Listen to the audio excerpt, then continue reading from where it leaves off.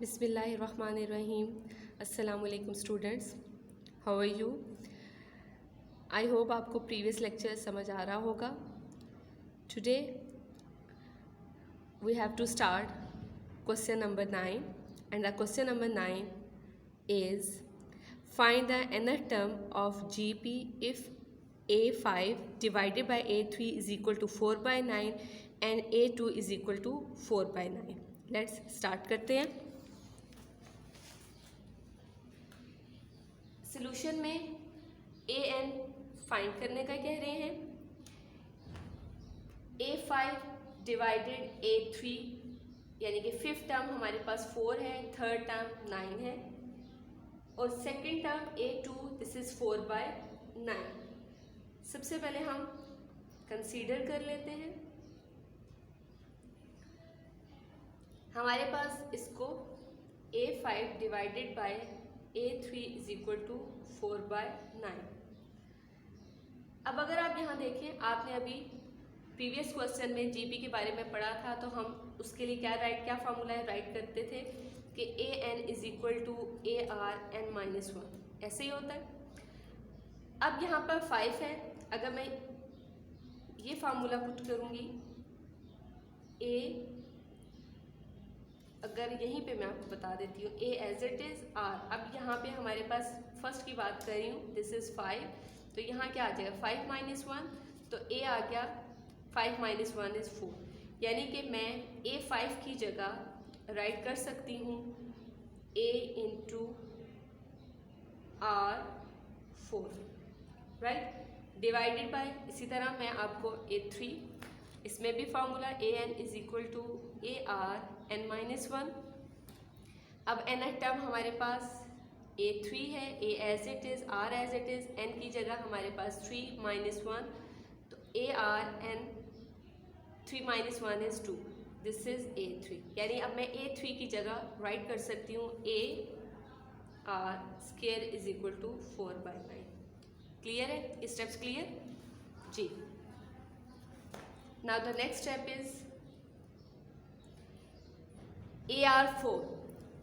अब अगर आप AR4 की तरफ देखें, A से कैंसिल हो गया, पावर 2 R2 यहाँ पे 4 के साथ कैंसिल होगी, तो 2 रिमाइंडर रह गए। मीन्स कि हमारे पास R square is equal to 4 by 9, ऐसे ही है। अब अगर मैं यहाँ से सॉल्व करूँ तो मेरे पास आंसर क्या आ रहा है, under root taking under root on both sides, R square is equal to 4 by 9। तो हमारे पास प्लस माइनस 4 का अंडर रूट दिस इज 2 और 9 का 3, आर स्क्वायर अंडर रूट से cancel, so the R is plus minus 2 by 3। यहाँ पे बात समझ आ गया आपको? हमने यहाँ से क्या फाइंड कर लिया, आर। आर हमारा फाइंड आउट हो गया है। अब हम क्या करते हैं, नाउ ए स्क्वायर मेरे पास गिवन था, this is A square is equal to 4 by 9। अब यहाँ पे 2 है, सेकेंड टर्म है। अगर मैं इसकी नेक्स्ट टर्म राइट करना चाहूँ, क्या मैं इसको ऐसे राइट कर सकती हूँ, ए आर यानी कि पावर 1, क्या मैं ऐसे इसको राइट कर सकती हूँ? कैसे पता चला कि मैं इसको ऐसे राइट किया जा सकता है? For example A N is equal to A R N minus 1 था, तो एन की जगह मैंने 2 पुट किया, A as it is, R N की जगह 2 माइनस 1, दिस इज ए आर, यानी कि A2 की जगह मैं ए आर पुट कर सकती थी। इक्वालिटी 4 बाय 9 जी। A R is equal to 4 by 9, इसको हम इक्वेशन 1 का या ए का नाम दे देते हैं। अब यहाँ पे देखिए मेरे पास आर के 2 आंसर्स आ रहे हैं, एक मेरे पास पॉजिटिव में यानी r is equal to 2 by 3 और दूसरा r is equal to minus 2 by 3 है। मैं यहाँ पुट कर लेती हूँ, put r is equal to 2/3 put कर लें पहले, r इज इक्वल टू 2/3। क्या स्टेप हो जाएगा मेरे पास, a as it is, r की जगह पे 2/3 इक्वालिटी 4/9। क्लियर।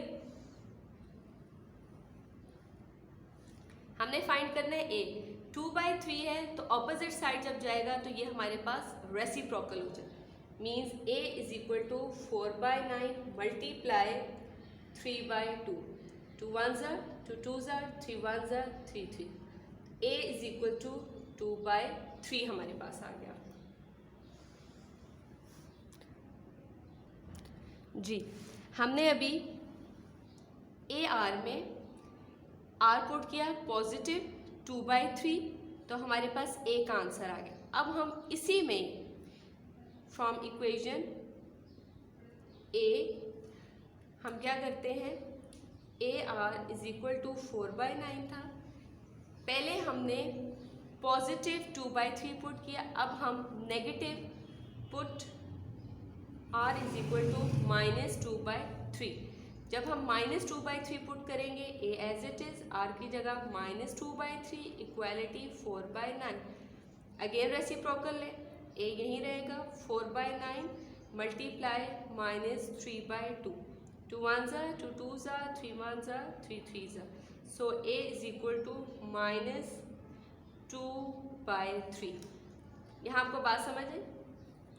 मेरे पास दो आंसर्स आ गए, कैसे, फर्स्ट देखिए यहाँ मैंने आर के 2 आंसर्स फाइंड आउट किए, फाइंड आउट करने के बाद फर्स्ट मैंने इसको यूज़ किया तो मेरे पास ए का आंसर आ गया, यानी कि पॉजिटिव यूज़ किया तो पॉजिटिव आर और ए का आंसर आ गया।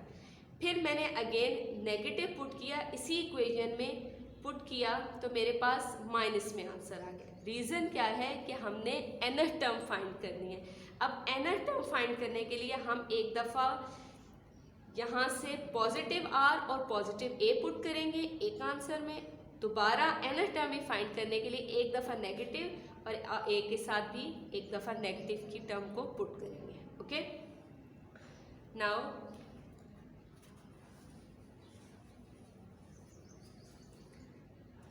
nth टर्म फाइंड करते हैं, an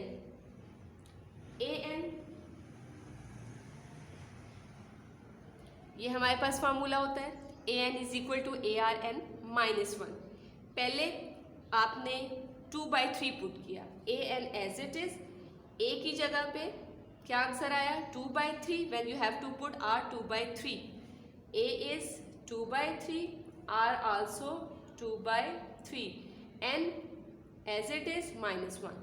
अब यहाँ देखिए बेसिस सेम है, 2/3 2/3, यहाँ पे पावर 1 है, व्हेन बेसिस आर सेम, और यहाँ पे कौन सा रूल अप्लाई हो रहा है, प्रोडक्ट का। When bases are same we will add their powers, 2/3 this is 1 plus n-1, 2/3 1 plus n-1, 1 1 cancel, so nth term is 2/3, this is nth term।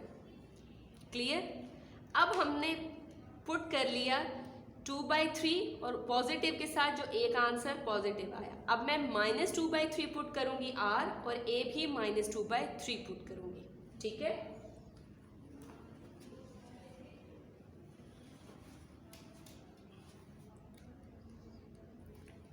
Again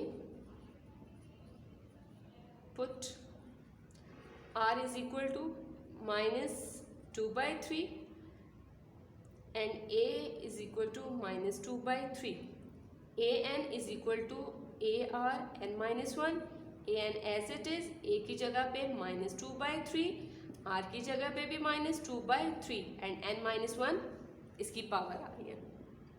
same case bases are same, product rule apply हो रहा है, 7th class में हमने पढ़ा था, when bases are same we will add their powers. -2/3 में 1 time write करूंगी, there is 1 plus second is n-1, ये मैंने आपकी आसानी के लिए ब्रैकेट यूज की है कि ये एक टर्म को शो कर रहा है। -2/3 plus 1 plus N minus 1, -1 + 1 cancel, -2/3 power is n. This is an. This is your answer. जी क्लियर? ओके. अब आप अगर क्वेश्चन देखें, क्वेश्चन नंबर 10 है हमारे पास, इसको हम अभी सॉल्व नहीं करेंगे. क्वेश्चन नंबर इंशाल्लाह ये कल मैं आपको सॉल्व करवाऊंगी. क्वेश्चन नंबर 11 देख लेते हैं. Find the 30th term of GP x 1 and 1/x up to so on. Question number 12 as it is है, ये आप खुद सॉल्व करेंगे. ठीक है. Now come to the question number 11. Find the 30th term of GP x 1 1/x up to so on. Solve start करते हैं. इसको सोल्यूशन है, हमने फाइंड करनी है 30th टर्म. 30th यानी कि A30 हमने फाइंड आउट करना है. GP हमारे पास गिवन है, यहाँ से हम A फाइंड कर लेते हैं. First term is A is equal to x. जी n हमारे पास है 30. कैसे? This is represented by nth an. nth term से रिप्रेजेंट कर रहे होते हैं हम an, क्योंकि हमारे पास फार्मूला होता है an is equal to ARn-1. nth term find the n की जगह हमारे पास क्या आ जाता है 30. So an is equal to ARn-1. n की जगह हम क्या पुट करेंगे 30. a is x. r क्या होगा? Common ratio. ये तो आपने बताया ही नहीं. r क्या होना चाहिए?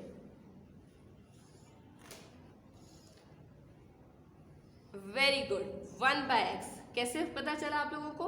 r second term divided by first term, तो r क्या होगा 1/x. r की जगह हम क्या पुट करेंगे 1/x. n की जगह पे हमारे पास 30 पुट हुआ -1. जी सॉल्व कीजिए. x as it is 1/x. 30 - 1 is 29.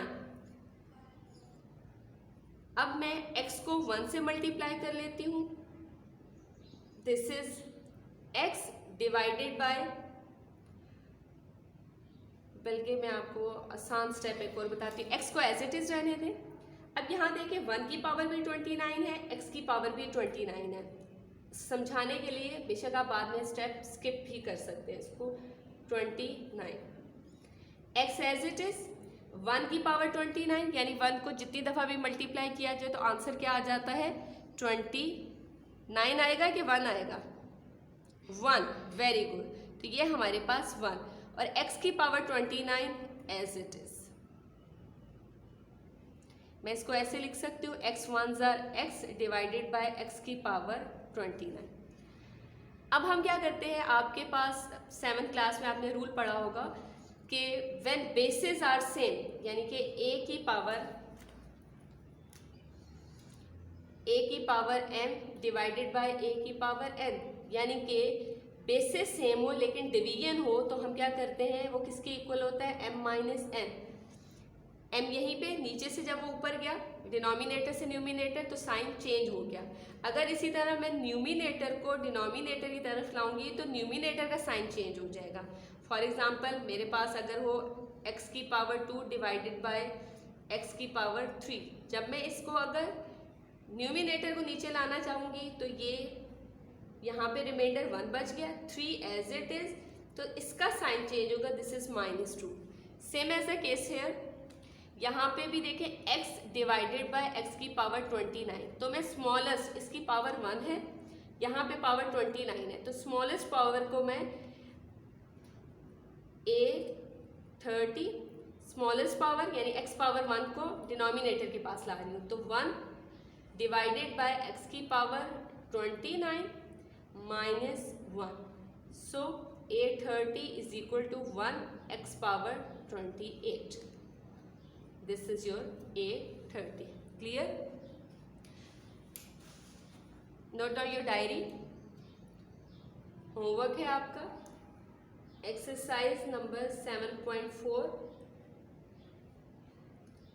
do practice